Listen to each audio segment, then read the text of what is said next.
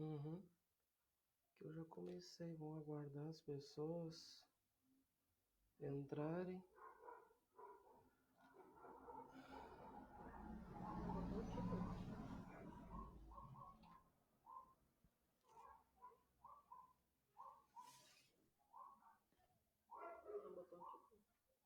Coloquei.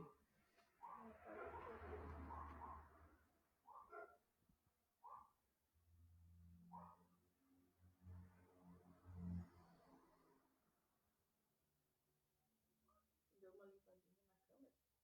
Não.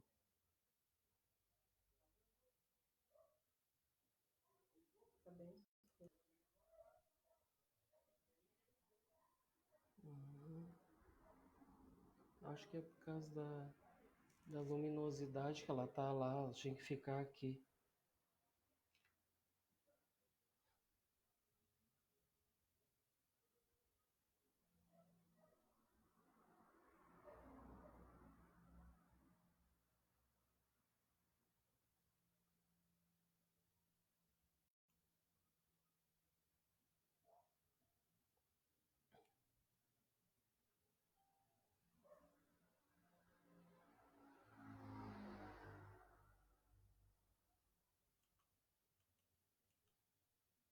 Eu não vou falar no caso, porque não vão ouvir. Ouve? Ouve sim, porque aquela hora lá apareceu até ele falando. Bom, então vamos. Uma boa noite a todos. Vamos então iniciar nossas atividades da noite.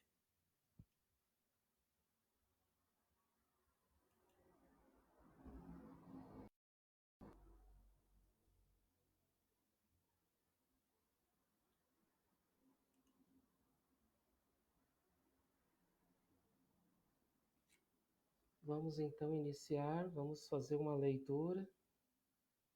Uma leiturinha, ela vai ler ali para nós. Aí depois a gente faz a prece.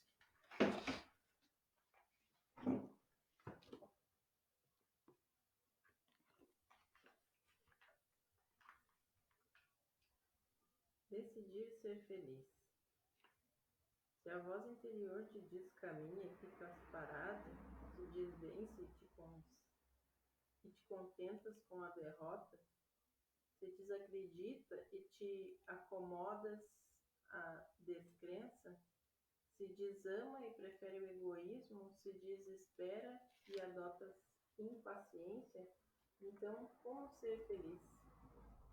Para ser feliz, segue as leis de Deus, do amor, do crescer contínuo e mantém a alegria e a paz.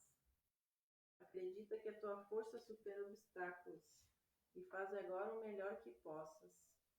Não esperes para começar amanhã, porque poderá ter esquecido o que agora te propões a fazer.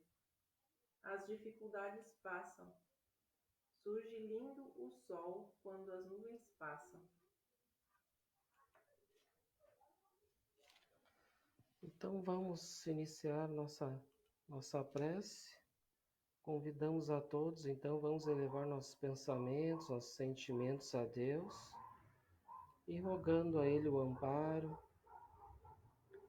que Jesus, nosso mestre e bom amigo, esteja conosco, sob as bênçãos do nosso amado Pai Francisco, que possa nos inspirar, emanar boas vibrações de amparo, de luz, nos envolvendo, toda essa família que está reunida, e que possa não só iluminar esta casa, nos protegendo, nos inspirando, que possa iluminar ao bairro, aos vizinhos e a todos aqueles que estão acompanhando o o estudo nos seus lares, que possam também receber o amparo e a inspiração. E assim, Senhor, damos início então às nossas atividades da noite de hoje, que assim seja. Então nós vamos agora iniciar a gente está fazendo o roteiro de estudo das obras de André Luiz. Nós vamos então iniciar uma nova obra essa noite.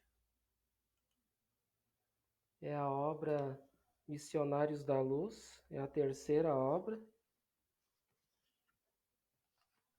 Então nós vamos nós vamos fazer um panorâmico da obra, vamos conhecendo um pouco dessa grande obra.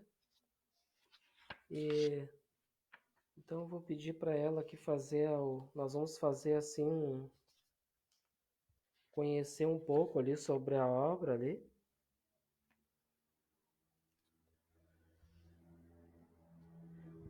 Então aqui, ó, neste livro, André Luiz desvenda os segredos da reencarnação, revelando a tarefa dos espíritos missionários, encarregados do processo do renascimento. O autor espiritual afirma que a morte física não é o fim e destaca a importância do esforço próprio na luta pelo autoaperfeiçoamento. Em 20 capítulos, discorre sobre a continuação do aprendizado na vida espiritual. O perispírito como organização viva, moldando as células materiais, a reencarnação orientada pelos espíritos superiores e aspectos diversos das manifestações mediúnicas. Missionários da Luz nos ensina que a providência divina concede sempre ao homem novos campos de trabalho, através da renovação incessante da vida, por meio da reencarnação. Então vamos aprender bastante coisa, né? Então agora com Missionários da Luz, André Luiz aprimora os conhecimentos já oferidos, estagiando com o instrutor Alexandre num recinto terrestre, onde se desenrolam inúmeras atividades mediúnicas. Essa obra descreve vários processos mediúnicos e como se desenvolvem os trabalhos espirituais, paralelo às reuniões mediúnicas. São pormenorizados atendimentos espirituais a encarnados e desencarnados, ressaltando preciosos ensinamentos sobre reuniões mediúnicas. A descrição da sublimidade da reencarnação de um espírito, a partir da obra-prima que é a fecundação. Raramente se encontrará na literatura espírita fonte igual de ensinamentos sobre a programação da existência terrena, que afinal de contas não passa de uma etapa da bênção maior que é a vida.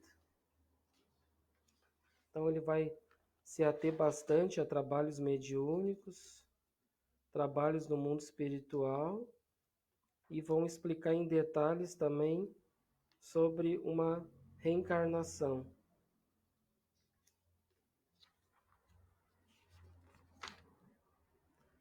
Então aqui, né, são 20 capítulos, são 347 páginas essa obra, né, pelo espírito André Luiz, a psicografia de Francisco Cândido Xavier, que foi concluída em maio de 1945, essa obra. Primeira edição em 1945 pela Federação Espírita Brasileira, quando era no Rio de Janeiro. Para a realização deste trabalho, consultamos a 21ª edição, de 1988. Então, aqui são dados aqui que eles utilizaram. Nota, em 2003, na Bienal do Livro do Rio de Janeiro, comemorando a expressiva marca de 1,5 milhão de exemplares do livro Nosso Lar, a FEB reeditou com nova diagramação e capa a coleção dos 13 livros de André Luiz, com psicografia de Francisco Cândido Xavier e Valdo Vieira, tratando de a obra A Vida no Mundo Espiritual. O presente livro teve essa primeira edição especial em 2003 de 5.000 exemplares. O prefácio é pelo Espírito Emmanuel. Então vamos ver aqui, a gente viu alguns dados aqui, né, da obra. Nós vamos então fazer um panorâmico, fazer um resumo dos capítulos, se atendo mais sempre à parte moral, né? Nós vamos ver aqui no início aqui bastante questões mais que abrange mais a parte científica. A gente vai dar não vai se aprofundar muito nessa parte científica, mas nós vamos ver algumas coisas curiosas aqui, interessantes. E o primeiro capítulo do livro, o título é O Psicógrafo. Então, aqui neste capítulo, é detalhada a participação de espíritos protetores em reuniões mediúnicas, particularmente quanto à psicografia, cujos mecanismos psicossomáticos são detalhados, muito útil aos médiuns psicógrafos. Então aqui é o instrutor Alexandre, né, que vai passando as informações para André Luiz.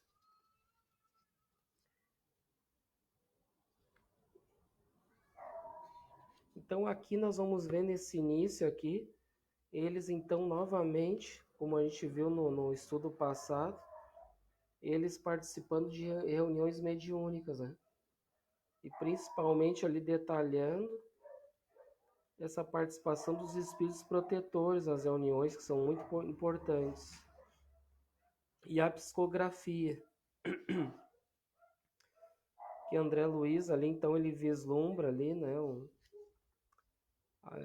nessa psicografia, alguns médiuns ali que tinha muita luz ali na hora do trabalho mediúnico, esse médium, e os outros já não tinham muita luz e não tinham também muito preparo para então passar a comunicações, né? Alguns espíritos eram muito evoluídos também para que pudesse transmitir a alguns médios ali que não tinha muita condição para isso. Então eles utilizaram mais de um médio que tinha mais preparo ali, né? Aqui não fala o nome do médio, mas acredito eu ali que muitos dizem que é o próprio Chico Xavier, né? Nas reuniões mediúnicas que eles trabalhavam. Então ali eles não colocam o nome dele ali para não ficar uma coisa muito particular, né? Muito não expor muito o médium, né? Então fica ali, eles falam bastante ali sobre essa iluminação. Então é isso que eles explicam ali, né, nesse capítulo. Não tem muito assim informações assim de muita relevância ali, né? E no capítulo 2 ali é sobre a epífise. Então ali no primeiro, o André Luiz, que está vislumbrando essa atividade mediúnica no médium, ele vislumbra ali essa epífise ali, que ela tem é uma usina mental, né, de muita energia, de muita luz, e ele fica vislumbrado. Que como médico que ele era na Terra, ele tinha essa glândula ali, não tinha muita importância, né, para a medicina. E a gente vê que ela tem um grande papel para trabalhar então com as questões espirituais da vida, né? Então aqui nessa epífise, que aqui diz a glândula da vida mental, né? A epífise é a glândula pineal que eles falam. Uhum. Geralmente em outros livros tem, que é a glândula que faz a transmissão da comunicação mediúnica. E para a medicina eles não se atêm muito, eles não se aprofundam muito, não entendem sobre isso ainda, porque eles vão trabalhar mais a parte material, né? Então aqui diz segrega hormônios psíquicos, ó. As funções espirituais dessa glândula denominada pineal, exatamente, forma de pinha, Então ela é tipo um pineal, porque ela tem tipo uma forma de uma pinha, são trazidas para os ensinos espíritas pela primeira vez. Tem potencial magnético controlador das glândulas genitais. Então, para os médicos ali, o mentor vai conversando com o André Luiz e ele vai dizendo, né, que para eles era uma glândula que controlava ali nos primeiros inícios da primeira infância ali, né, para não se manifestar, né, para controlar essas glândulas genitais, é um controlador para a primeira infância. Até então entrar na segunda infância ali que já começa, né, a puberdade ali. Ela atua como poderosa usina, segregando unidades de força nas energias geradoras. É sobretudo a glândula da vida espiritual do homem encarnado. Então, o que é interessante e importante também que o mentor abrange nesse capítulo? Então, para a medicina, é uma glândula que ela controla, né, principalmente ela controla as glândulas genitais. Então, seria mais para isso a função dela. E, na verdade, então, o mentor explica que não, né? Ela é uma glândula, ele diz assim, atua como poderosa usina, segregando unidade e força nas energias geradoras. É, sobretudo, a glândula da vida espiritual do homem encarnado. Então, é uma glândula, assim, se nós, por exemplo, é uma usina de energias. Por isso que diz que o médium é uma bomba, né? Ele tem o poder de uma bomba atômica.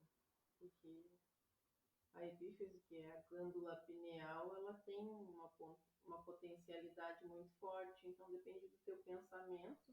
Acontece aquelas situações, né? Que, de repente, uma planta murcha e morre. É. Existe, é olho grande que botou, né? É a energia que tu emanou para coitada da planta e matou ela. E isso acontece com pessoas também, né? Tu emana aquelas energias através dessa glândula para as pessoas e tanto tu pode fazer com que elas fiquem bem como que elas fiquem mal. Isso também depende, varia de acordo de pessoa para pessoa, né? Da potencialidade que ela tem, essa glândula. Uhum. E outra coisa interessante é que pode ser usada essas potencialidades dessa glândula de energia para o uso indevido do sexo. Então a pessoa tem uma vida de sexo desregrado, ela usa essas energias para isso, ao invés de ser canalizada para ser trabalhada nas questões espirituais, né, superiores da vida. Vamos dar um exemplo que nem o nosso próprio Chico Xavier, né, que fez um grande trabalho de psicografia dessas obras, e quase 500 obras ele psicografou. Ele utilizou dessas energias, então potencializou para o uso então da sua mediunidade, né? Então o Chico Xavier, a gente sabe, ele não casou, não teve filho, não tinha uma atividade sexual ali ativa, né? Então ele usava desse potencial, dessas energias e canalizava para a sua mediunidade. Então a gente pode utilizar dessa glândula para essas energias para utilizar de várias formas, até como tu citou também, outros tipos de energias para ser canalizadas.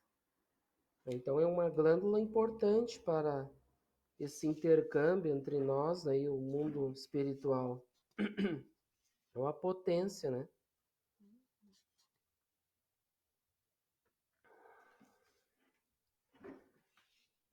Então aqui eles falam sobre bastante questões assim, científicas, técnicas, né, que nós não vamos se aprofundar muito. O importante é nós entender sobre essa epífise, né? Como é que funciona isso? Então, a gente entender o que é essa funcionalidade dela, que é então essa usina de potencial magnético, tá? No capítulo 3, vamos ver o título Desenvolvimento Mediúnico. Então, aqui eles já adentram nas questões das reuniões mediúnicas. Então, visto ali sobre essa glândula, então, que vai utilizar para esses tipos de desenvolvimento, de trabalho, das questões superiores da vida, na parte espiritual. Eles vão adentrar agora nessas questões do desenvolvimento mediúnico. Então, aqui diz assim, ó, demonstra as providências da espiritualidade, precedentes à reunião mediúnica, propriamente dita.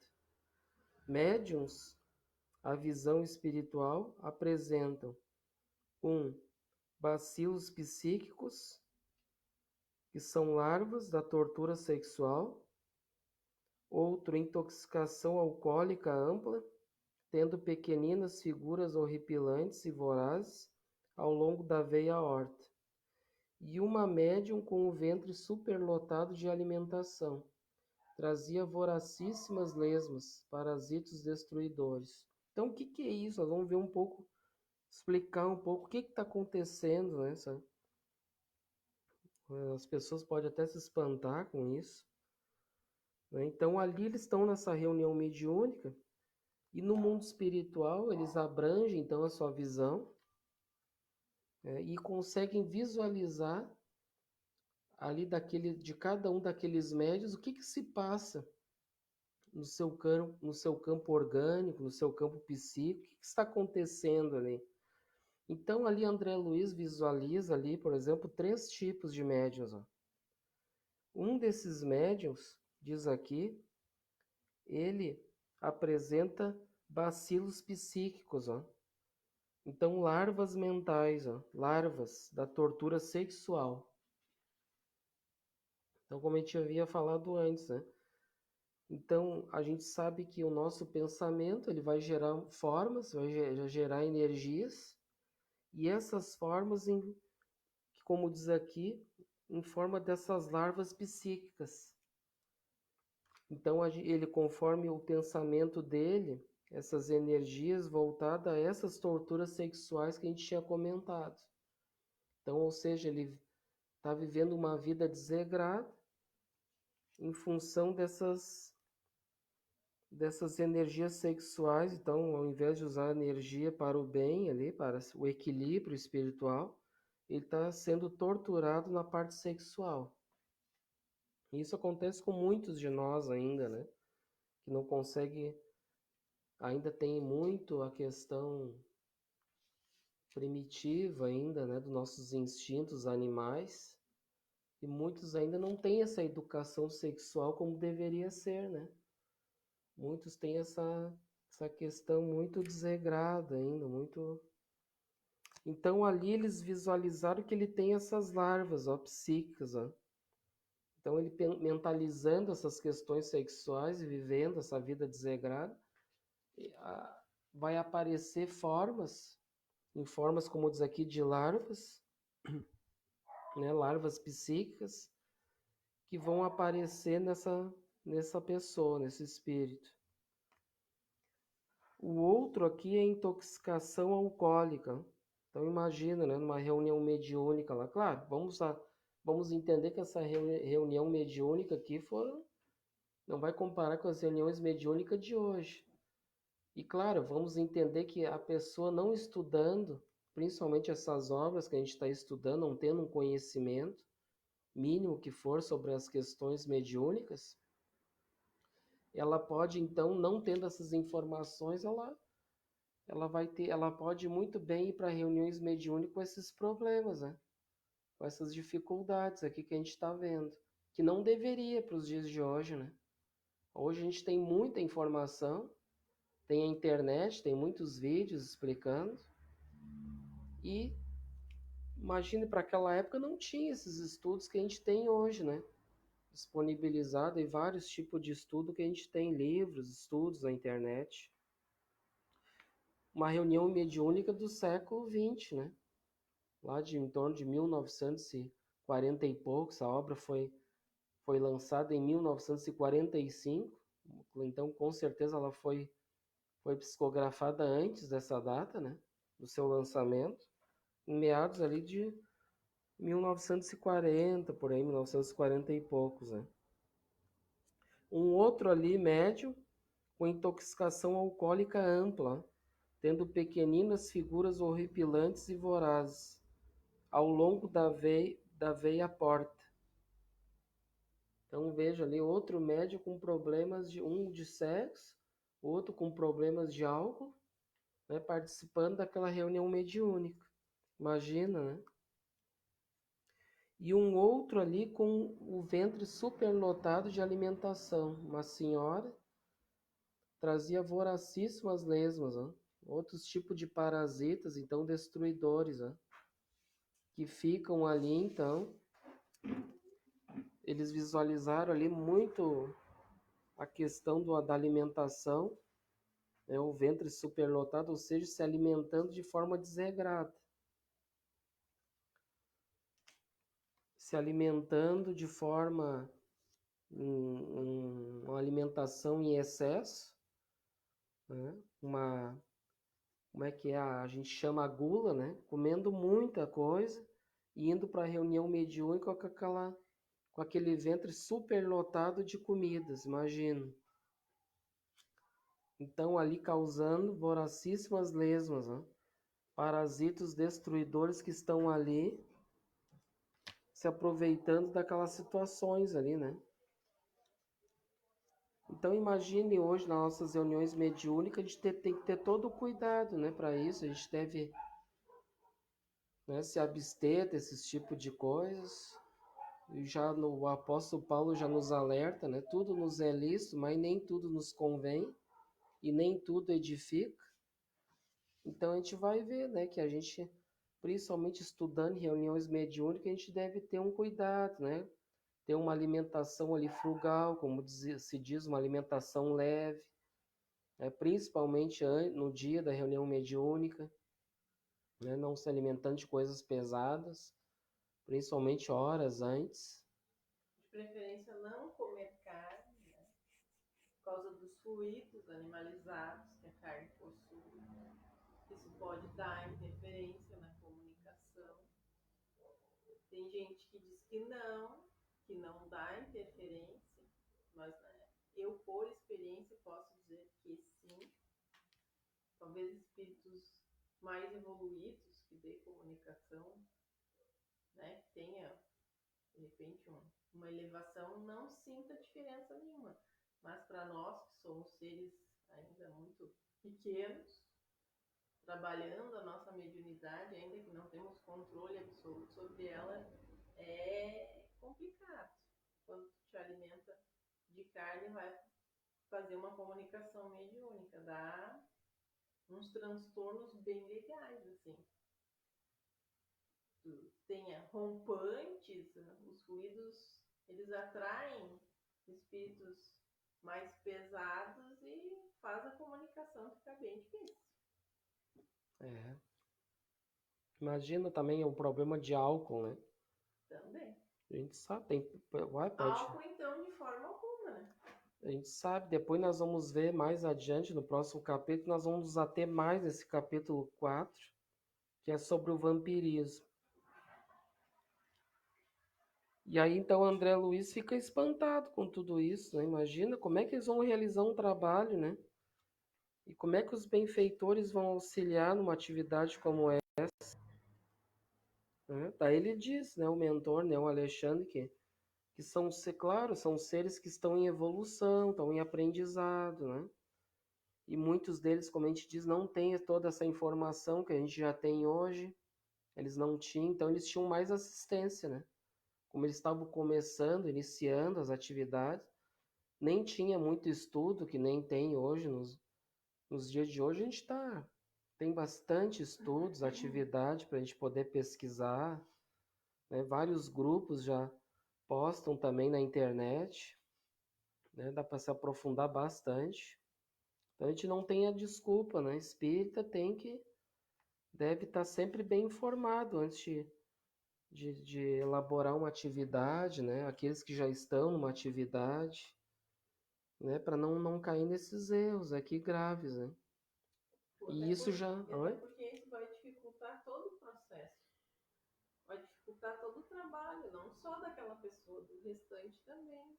É gerado um campo de energia vibracional ali para todo mundo trabalhar na mediúnica, né?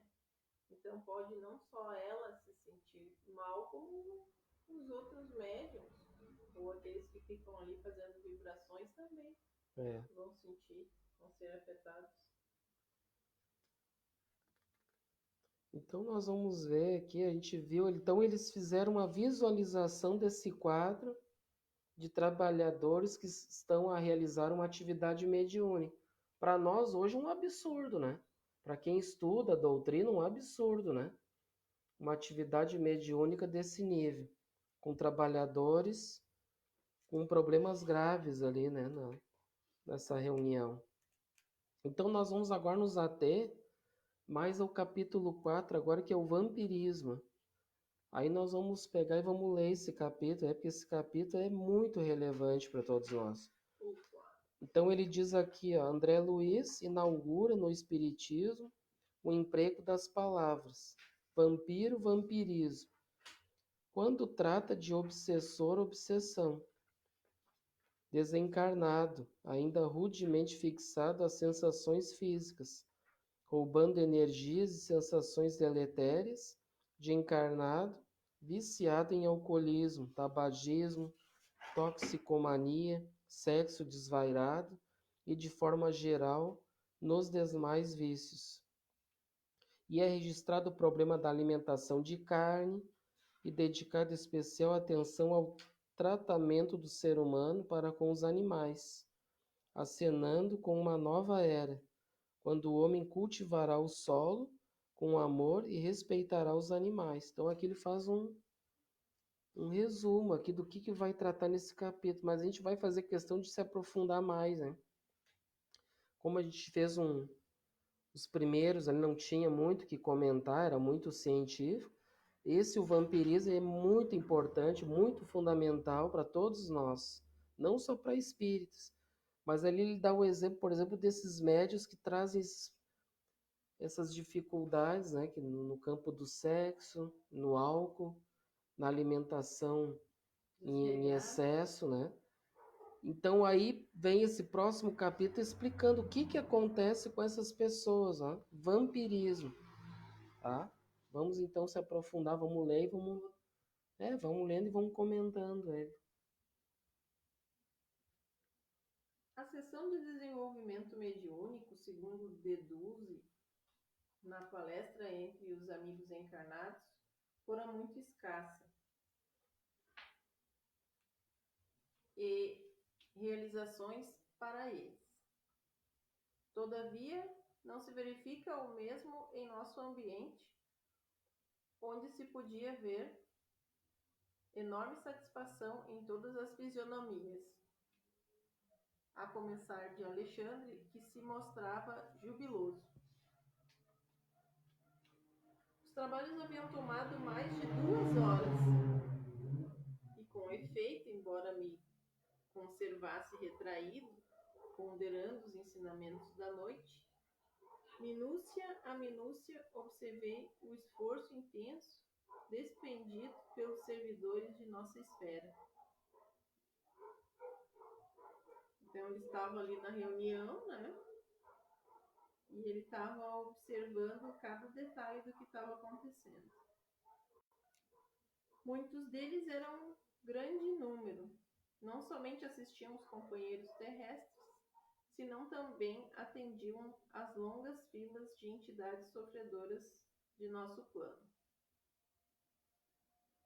Alexandre, o instrutor devotado, movimentava-se de 10.000 modos. E tocando a tecla que mais me impressionava no círculo das observações do nobre concerto de serviços, acentuou satisfeito em reaproximando de mim. Graças ao Senhor, tivemos uma noite feliz. Muito trabalho contra o vampirismo. Era o vampirismo a tese que me preocupava? Viram os mais estranhos vacilos da natureza. psíquica completamente desconhecidos na microbiologia mais avançada. Não guardavam a forma esférica das cocáceas, nem o tipo de bastonete das bactérias diversas. Entretanto, formavam também colônias densas e terríveis. Reconheceram-lhes o ataque aos elementos vitais do corpo físico, atuando com maior potencial destrutivo sobre as células mais delicadas. O que significava aquele mundo novo?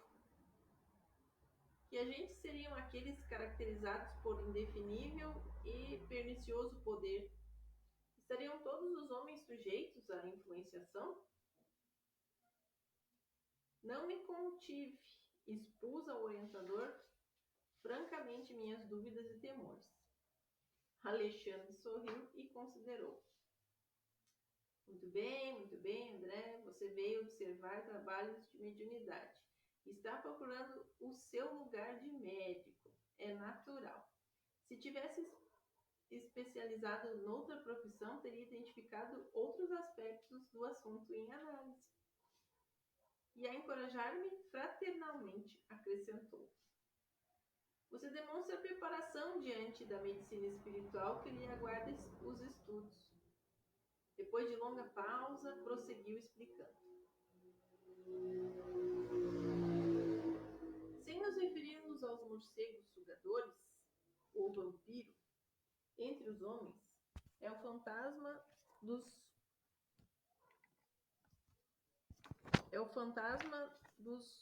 mortos, que se retira do sepulcro na alta noite para alimentar-se do sangue dos vivos. Não sei quem é o autor de semelhante definição, mas no fundo não está errado.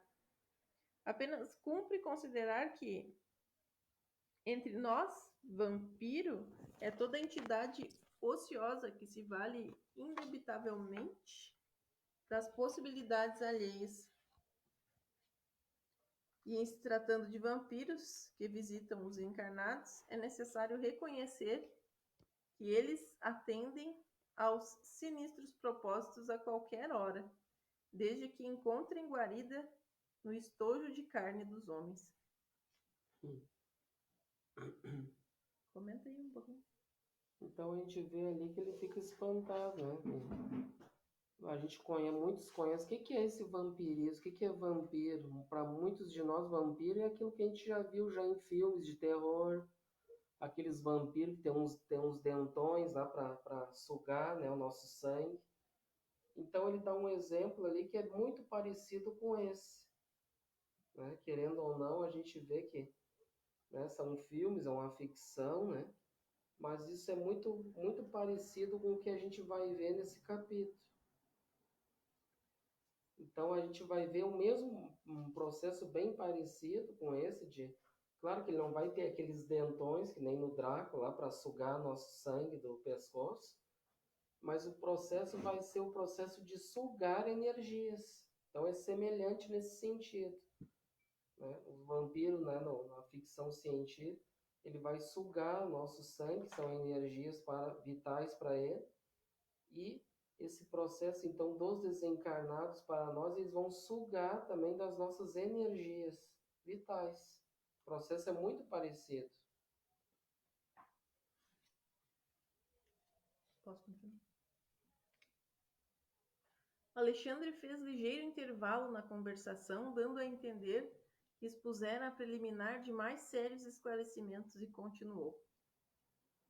Você não ignora que no círculo das enfermidades terrestres, cada espécie de micróbio tem o seu ambiente preferido. O pneumococo aloja-se habitualmente nos pulmões. O bacilo de Herbert localiza nos intestinos, onde produz a febre tifoide. O bacilo de Klebsiella, sei eu o que é isso,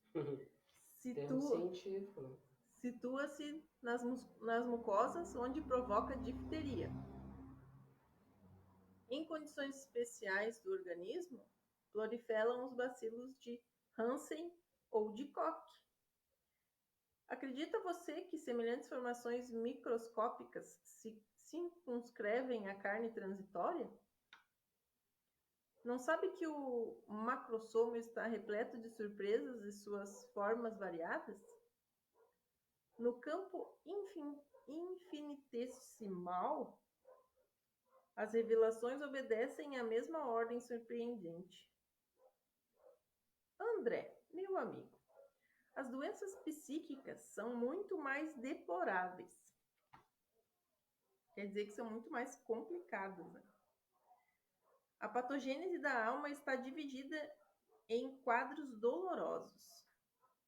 A cólera, a intemperança, os desvarios do sexo, as viciações de várias matizes, formam criações inferiores que afetam profundamente a vida íntima. Quase sempre o corpo doente assimila a mente enfermiça. A organização fisiológica, segundo conhecemos no campo das cogitações terrestres, não vai além do vaso de barro, dentro do molde preexistente do corpo espiritual. Atingido o molde em sua estrutura pelos golpes das vibrações inferiores, o vaso refletirá imediatamente.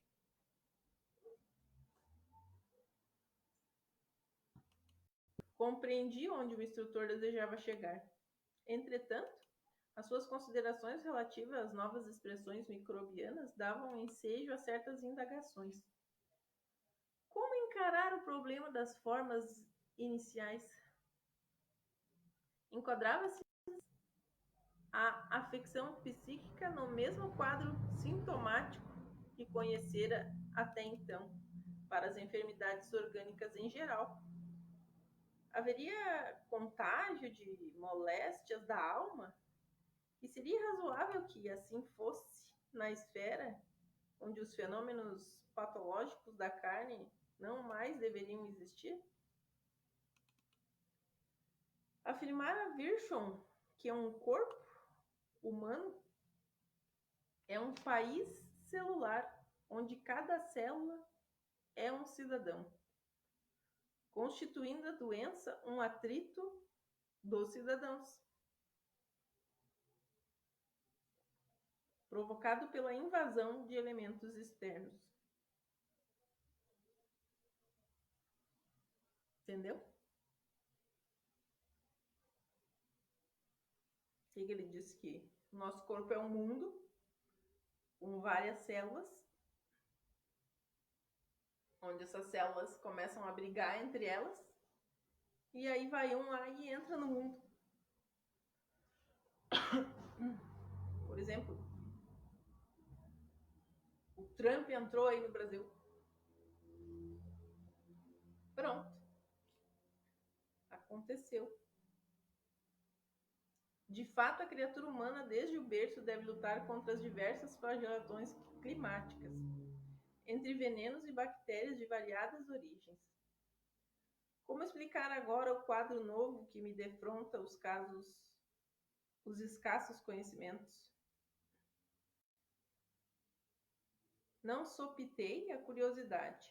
Recorrendo à admirável experiência de Alexandre, perguntei. Ouça, meu amigo, como se verificam os processos mórbidos de ascendência psíquica? Não resulta a afecção do assédio das forças exteriores? Em nosso domínio, como explicar a questão? É a viciação da personalidade espiritual que produz as criações vampirísticas? Ou estas que avassalam a alma, impondo-lhe certas enfermidades? Nessa última hipótese, poderíamos considerar a possibilidade de contágio?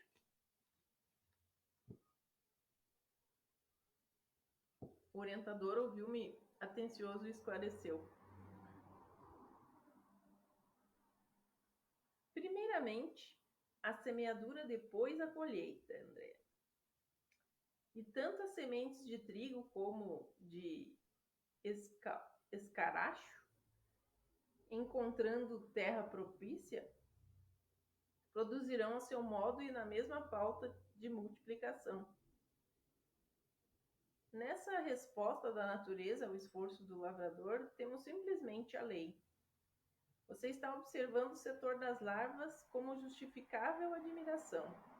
Não tenha dúvida, nas moléstias da alma, como nas enfermidades do corpo físico, antes da afecção existe o ambiente. As ações produzem efeitos, os sentimentos geram criações. Os pensamentos dão origem a formas e consequências de infinitas expressões. E em virtude de cada espírito representar um universo por si, cada um de nós é responsável pela emissão das forças que lançamos em circulação nas correntes da vida.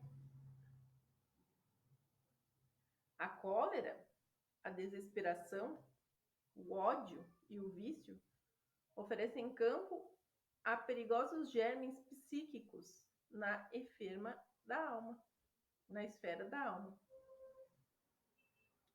E qual acontece no terreno das enfermidades do corpo?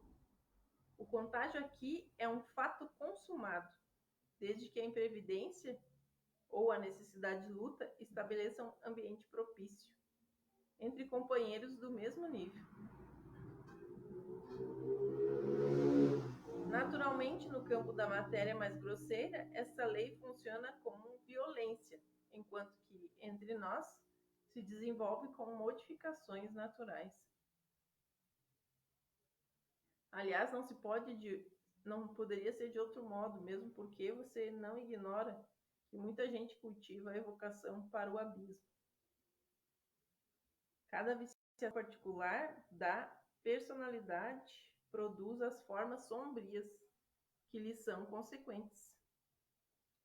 E estas, como as plantas inferiores que se alastram no solo por relaxamento do responsável, são extensivas às regiões próximas onde não prevalece o espírito da vigilância e defesa. Então a gente vê que a gente mesmo é que causa essas energias psíquicas inferiores. Como ele diz ali, o ambiente deve ser propício. Então, ou seja, nós mesmos é que vamos nos contaminar através dos nossos pensamentos, nossos sentimentos, nossas ações, para que aconteça essa contaminação, como diz ali. Por exemplo, um ambiente onde há brigas, há ódios, há vingança, há etc., tipo de atitudes que acontecem entre nós, isso vai gerar uma psicosfera. E essa psicosfera, se for uma psicosfera que não é salutar, vai gerar essa psicosfera doentia e que vai acabar contaminando, então, o nosso perispírito, a nossa psicosfera, né? Causando todo esse processo, como vinha dizendo ali, que é muito mais grave do que a gente imagina. Ele diz ali antes que é mais grave do que aquele deu o exemplo daquelas vírus, né? Os bacilos de Koch, isso e aquilo. Então, essas bactérias aí, psíquicas, é muito mais grave do que essas que a medicina conhece. E isso vai causar enfermidades, né? Problemas que eles estão visualizando ali, do que a gente tinha visto antes, né? Essas lesmas, né? Outros tipos, né? Larvas mentais. Então a gente vai acontecer isso, né? Que vai gerar esse psiquismo aí destruidor.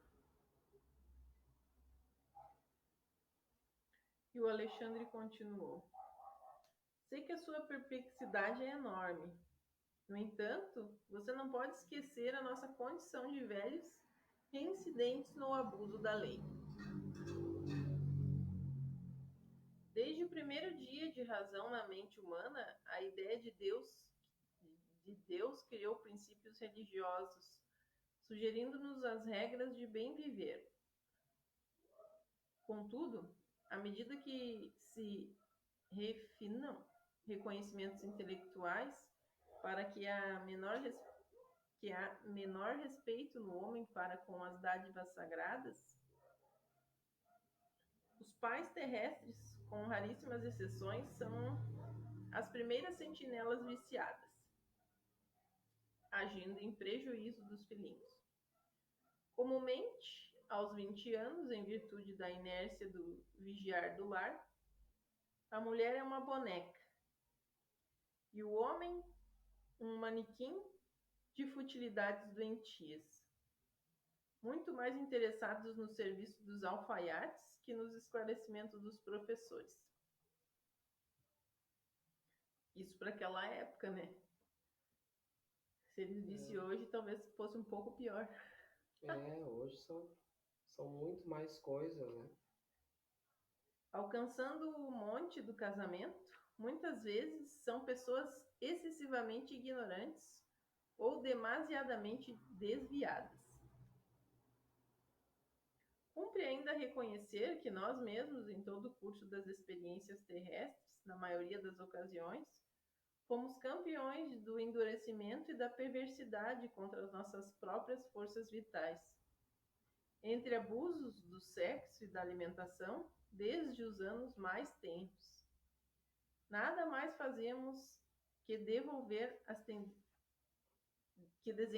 tendências inferiores, cristalizando hábitos malignos. Seria, pois, de admirar tantas moléstias do corpo e denerescências psíquicas? O plano superior jamais nega recursos aos necessitados de toda a ordem, e valendo-se dos mínimos ensejos, auxilia os irmãos de humanidade na restauração dos seus patrimônios, seja cooperando com a natureza ou inspirando a descoberta de novas fontes medicamentosas e reparadoras.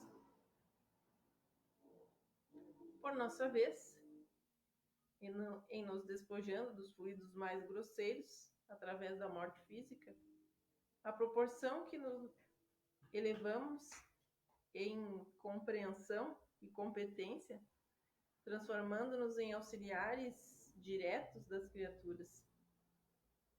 Apesar disso, porém, o cipoal da ignorância é ainda muito espesso.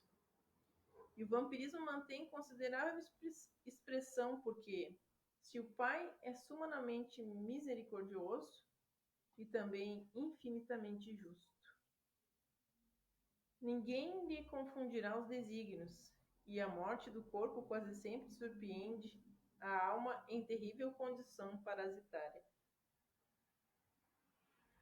Desse modo, a promiscuidade entre os encarnados indiferentes à lei divina e os desencarnados, que ela tem sido indiferentes, é muito grande na crosta da Terra, absolutamente sem preparo e tendo vivido muito mais de sensações animalizadas que de sentimentos e pensamentos puros. As criaturas humanas, além do túmulo, em muitíssimos casos, prosseguem imantadas aos ambientes domésticos que lhe alimentavam o campo emocional. Dolorosa ignorância prende-lhes os corações repletos de particularismos, encarcerados no magnetismo terrestre, enganando a si próprios e fortificando as suas antigas ilusões. Aos infelizes que caíram em semelhante condição de parasitismo, as larvas que você observou servem de alimento habitual. Então a gente vê, né, que o fato de muitos não conhecerem as leis divinas, que a gente sempre vem falando, os estudos do Evangelho, através das nossas imprevidências, muitos não têm assim um entendimento das consequências que geram nossas imprevidências, né? Nossas imprudências, gerando então muitas vezes dentro de um lar doentio brigas ali que vai trazendo, vai causando energias deletérias no ambiente que vai contaminando a todos que convivem ali e causando doenças. Então é uma coisa que a gente tem que levar bastante a sério isso, né? Que as pessoas, a gente tem que pensar, imagina, né, um lar doentio, né, vai ser um bom lar? Não vai, com certeza não vai ser, né? E vai acarretar em consequências graves. Inclusive isso que a gente está vendo agora dos vampirismos, né? Está dizendo ali agora que vai gerar essas larvas mentais do nosso psiquismo e vai atrair entidades perversas, muitas vezes, que vão se alimentar, vão ficar ali como vampiros acoplados em nós ali, sugando, né, dessas vitalidades, essas larvas psíquicas aí. Então a gente vê que é uma coisa muito assim, para muitos que não conhecem, que estão tentando assim, se deparando agora com tudo isso, pode ficar até muito chocado com tudo isso, né? São questões assim bem fortes e muitas vezes de difícil entendimento, mas a gente tem que entender que basicamente é isso, né? As nossas dificuldades, nossas imprevidências e o não conhecimento, a não prática das virtudes, de praticar o amor, o bem, vai gerando essas energias deletérias por causa dos vícios, não, vícios de alimento, do álcool, e drogas, tantos outros tipos que vai causando essas energias e vai atraindo entidades para então acontecer esses vampirismos, essas obsessões aí, né?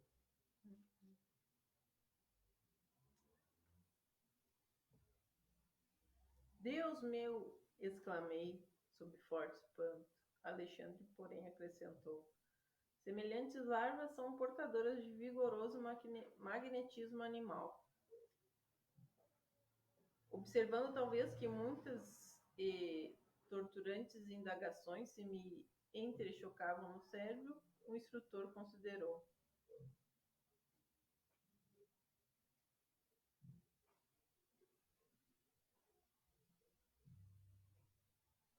naturalmente que a fauna microbiana em análise não será servida em pratos. Bastará ao desencarnado agarrar-se aos companheiros de ignorância ainda encarnados, qual erva daninha aos galhos das árvores, e sugar-lhes a substância vital. Não consegui estimular o assombroso que me dominava, porque tamanha estranheza. Perguntou o cuidadoso orientador, e nós outros, quando nas esferas da carne, nossas mesas não se mantinham à custa de vísceras de touros e de aves? Vou voltar. Olha aí, agora tu tem bastante pano para manga aí, né? Vou voltar. Vai ter bastante pano aí para ti. Ele perguntou: por que tamanha estranheza? Perguntou o cuidadoso. E nós outros, quando nas esferas da carne, nossas mesas não se mantinham à custa de vísceras de touros e de aves? A pretexto de buscar recursos proteicos, exterminamos frangos e carneiros, leitões e cabritos incontáveis. Sugávamos os tecidos musculares, roíamos os ossos. Eu conheço gente que gosta de roer os ossos. Não contentes em matar os pobres seres, que nos pediam roteiros de progresso e valores educativos para melhor atenderem à obra do Pai, dilatávamos os requintes da exploração milenária e infligíamos a muitos deles determinadas moléstias para que nos servissem o paladar, com a máxima eficiência. O suíno comum, localizado por nós em regime de ceva, o pobre animal, muitas vezes à custa de resíduos, devia criar para nosso uso certas reservas de gordura, até que se prostrasse de todo ao peso de banhas doentias e abundantes. Colocávamos gansos nas engordadeiras para que hipertrofiassem o fígado, de modo a obtermos pastas substanciosas destinadas a quitutes que ficaram famosas, despreocupadas das faltas cometidas com a suposta vantagem. Chamado patê. Patê? Né? Despreocupada com as faltas cometidas com a suposta vantagem de enriquecer os valores culinários. Em nada nos doía o quadro comovente das vacas mães em direção ao matadouro, para que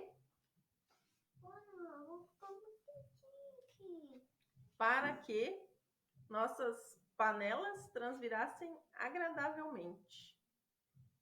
Encarecíamos com toda a responsabilidade da ciência a necessidade de proteínas e gorduras diversas, mas esquecíamos de que a nossa inteligência tão fértil na descoberta de comodidade e conforto teria recursos novos. Continua aqui.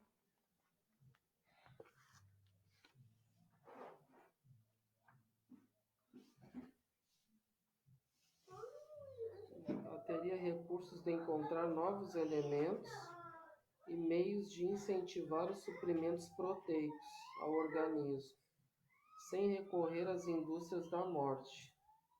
Esquecíamos-nos de que o aumento dos laticínios para enriquecimento da alimentação constitui elevada tarefa, porque tempos virão para a humanidade terrestre em que o estábulo, como lar, será também sagrado.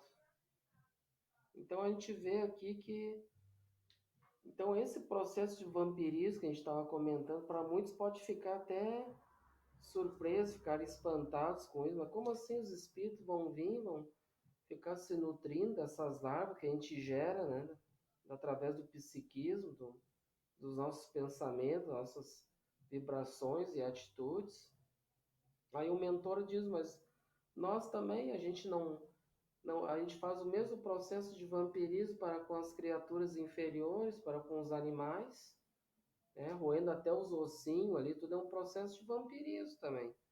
Só que esse processo de vampirismo no mundo espiritual, eles como estão ainda muito assim animalizados, ainda estão muito voltados, eles desencarnaram, mas ainda estão muito presos ainda às questões materiais, eles vão então continuar, né, se nutrindo daquilo que a gente se nutre aqui na Terra. No caso, essas larvas mentais, que são essas energias para eles, né, que seria comparada para nós como se fossem as proteínas, né, aqui que a gente está comentando dos animais. Então o processo é bem parecido, não é nada de espantoso. Aí ele diz, contudo, meu amigo, propus-me a considerar a ideia de que muita gente na Terra vive à mercê de vampiros invisíveis. É francamente desagradável e inquietante. E aí ele diz, e a proteção das esferas mais altas, e o amparo das entidades angélicas, a amorosa defesa de nossos superiores. Então André está questionando, tá, mas e nós, como assim que esses espíritos vão vir, né, vão nos vampirizar? E a defesa do alto, né, dos nossos anjos de guarda, né, e tudo mais, como é que fica tudo isso? Aí o mentor Alexandre diz, né, André, meu caro, devemos afirmar a verdade, embora contra nós mesmos. Em todos os setores da criação, Deus, nosso Pai, colocou os superiores e os inferiores para o trabalho de evolução, através da colaboração e do amor, da administração e da obediência. Atrevermos-nos a declarar, porventura, que somos bons para os seres que nos eram os inferiores? Não lhes devastávamos a vida, personificando diabólicas figuras em seus caminhos? Claro que não desejamos criar um princípio de falsa proteção dos irracionais, obrigados, como nós outros, a cooperar com a melhor parte de suas forças e possibilidades no engrandecimento e na harmonia da vida. Nem sugerimos a perigosa conservação dos elementos reconhecidamente daninhos.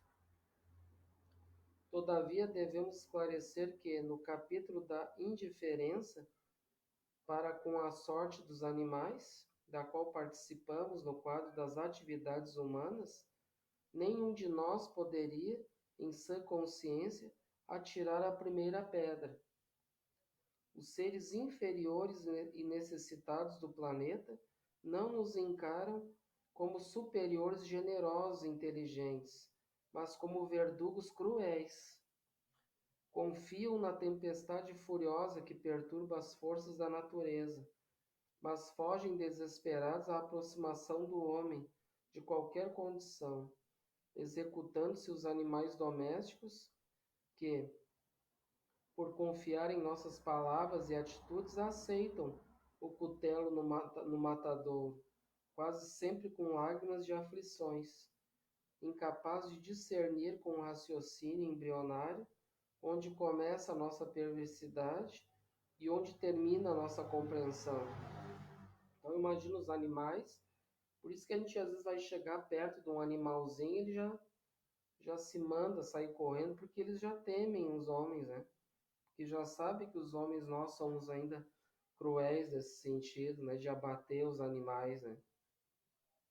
Se não protegemos nem educamos aqueles que o Pai nos confiou, como germens frágeis de racionalidade, nos pesados vasos do instinto, se abusamos largamente de sua incapacidade de defesa e conservação, como exigir o amparo de superiores benevolentes e sábios, cujas instruções mais simples são para nós difíceis de suportar?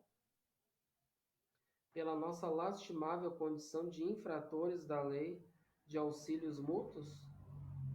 Na qualidade de médico, você não pode ignorar que o embriologista, contemplando o feto humano em seus primeiros dias, à distância do veículo natural, não poderá afirmar com certeza se tem sob os olhos o germe de um homem ou de um cavalo. O médico legista encontra dificuldades para determinar se a mancha de sangue encontrada eventualmente provém de um homem, de um cão ou de um macaco. O animal possui igualmente o seu sistema endócrino, suas reservas de hormônios, seus processos particulares de reprodução em cada espécie, e por isso mesmo tem sido auxiliar precioso e fiel da ciência na descoberta dos mais eficientes serviços de cura das moléstias humanas, colaborando ativamente na defesa da civilização. Entretanto, interrompera-se o instrutor e, considerando a gravidade do assunto, perguntei com emoção: como solucionar tão dolorosos problemas? André fala. Os problemas são nossos, esclareceu o generoso amigo, tranquilamente. Não nos cabe condenar a ninguém. Abandonando as faixas de nosso primitivismo, devemos acordar a própria consciência para a responsabilidade coletiva. Então, tudo isso para muitos é comum: abater os animais, comer os animais, né? Explorar, fazer esse tipo de coisa com os seres inferiores. Mas a partir do momento que a gente então vai saindo desse primitivismo e vai despertando, né, a nossa educação, a nossa consciência superior, a gente então vai tendo uma outra visão sobre esse tipo de coisa que acontece ainda muito, né? Abatendo os animais e esse tipo de coisa que a gente ainda, muitos de nós, a gente não entende ainda isso, né? E os nossos abusos para com a natureza estão cristalizados em todos os países. Há muitos séculos, ó. Não podemos renovar os sistemas econômicos dos povos de um momento para o outro, ó, nem substituir os hábitos arraigados e viciosos de alimentação imprópria de maneira repentina. Então, isso acontece muito, esse comércio de animais, esse abatimento, né? E a gente não pode modificar isso tudo ainda, né? Então, isso aí é aos poucos, né? Conforme A humanidade vai amadurecendo, vai entendendo que os animais, a gente não deve comer, fazer esse tipo de coisa, e muitos de nós ainda se utiliza do alimento da carne, a gente sabe, né? Eu particularmente estou estudando isso e ainda, né, me nutro ainda da carne ainda dos animais, né? E de uma forma assim, sem pensar, né? De tudo isso que vem por trás, antes até chegar à nossa mesa, aquele alimento, aquela carne, a gente não para pensar, a gente não está lá, né? Para ver o que está acontecendo com esses animais, né? Então é uma questão que a gente tem que começar aos poucos, começar a modificar esse sistema, né? A gente não pode mudar tudo de uma vez só, mas é uma coisa que vai sendo aos poucos, né?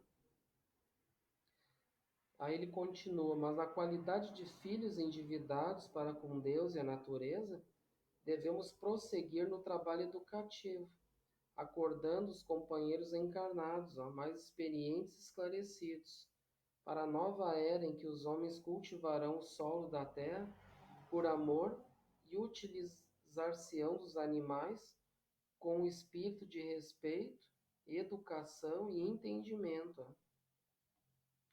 Então o mentor continuou: semelhante realização é de importância essencial na vida humana, porque sem amor para com os nossos inferiores, não podemos aguardar a proteção dos superiores.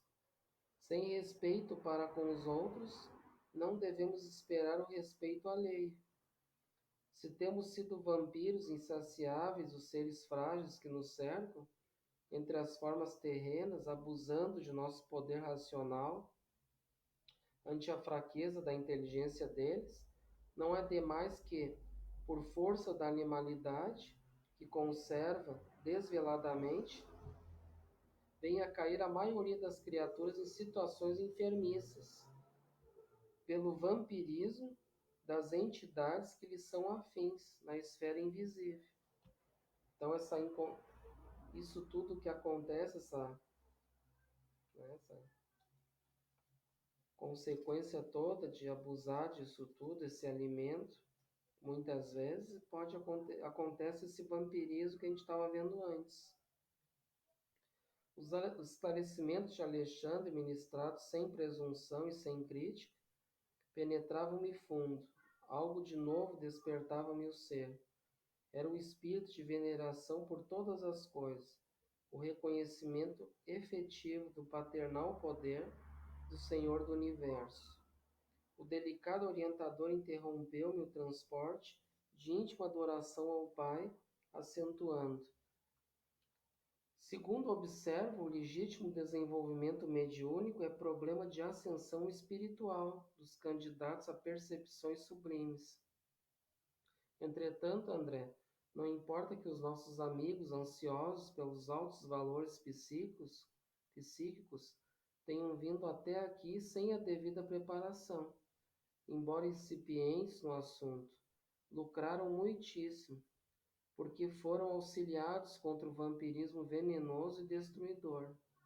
Surpreendeu-se você com as larvas que lhes avassalam as energias espirituais.